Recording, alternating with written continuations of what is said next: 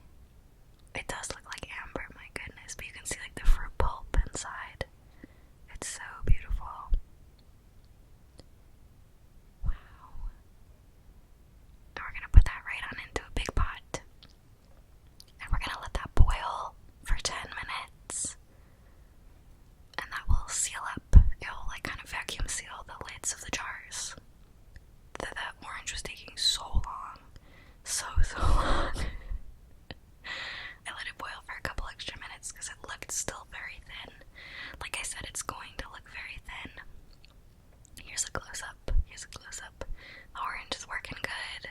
The apricot is chilling, it's sealing, it's doing its thing.